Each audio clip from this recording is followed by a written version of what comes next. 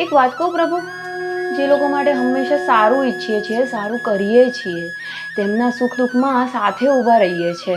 ઘણીવાર તો તેમની ખુશી માટે પોતાની ખુશી પણ જતી કરીએ છીએ. હંમેશા એ જ લોકો એક દિવસ સૌથી વધારે દુઃખ આપે છે. જેના પર સૌથી વધારે વિશ્વાસ કર્યો હોય એ જ એક દિવસે વિશ્વાસ તોડે છે. આવું કેમ પ્રભુ? સખી, તું કર્મ તો નિસ્વાર્થ કરે છે, પણ તારી અપેક્ષા તને સ્વાર્થથી બાંધી દે છે. તું સારું એટલા માટે કરે છે કારણ કે તને એવું છે કે સામેનો વ્યક્તિ પણ તારી સાથે સારું કરશે. અને જ્યારે એવું નથી થતું ત્યારે તને એવું લાગે છે કે તારી સાથે અન્યાય થયો. તું સેવા તો કરે છે, પણ મનમાં ક્યાંક ને ક્યાંક સામે એ જ પાછું મેળવવાની અપેક્ષા પણ રાખે છે. પણ પ્રભુ, એવી અપેક્ષા રાખવી શું ખોટી છે કે પ્રેમ સામે પ્રેમ મળે, સન્માન સામે સન્માન મળે, વિશ્વાસ સામે વિશ્વાસ મળે? આવું ઈચ્છવું ખોટું છે?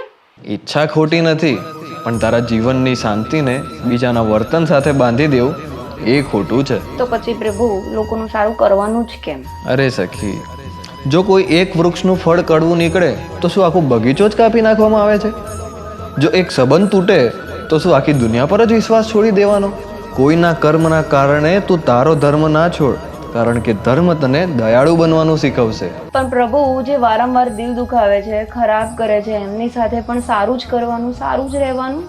જો સખી, દયા રાખ પણ પોતાની મર્યાદા પણ રાખ. પ્રેમ રાખ પણ પોતાનું આત્મસન્માન પણ રાખ. જો તું કોઈની મદદ કરે તો બદલામાં વખાણની અપેક્ષા ના રાખ. યાદ રાખ, સૂર્ય પ્રકાશ આપવાનું બંધ નથી કરતો કેમ કે કોઈએ આંખો બંધ કરી દીધી. નદી વહેવાનું બંધ નથી કરતી કારણ કે કોઈએ તેના પાણીની કદર ના કરી. તું પણ તારો સ્વભાવ ના છોડ, કારણ કે પ્રકૃતિનો નિયમ છે, જે બીજાને આપે છે તેને પરમાત્મા કોઈને કોઈ સ્વરૂપે પરત જરૂર આપે છે. તું માણસો પાસે હિસાબ ના રાખ, બધાના કર્મનો હિસાબ મારી પાસે છે જ. વિશ્વાસ રાખ. વિશ્વાસ? એક તમારા પર જ તો વિશ્વાસ છે પ્રભુ, બાકી તો ક્યારનાય વિખરાઈ ગયા હોત. સાચે જ.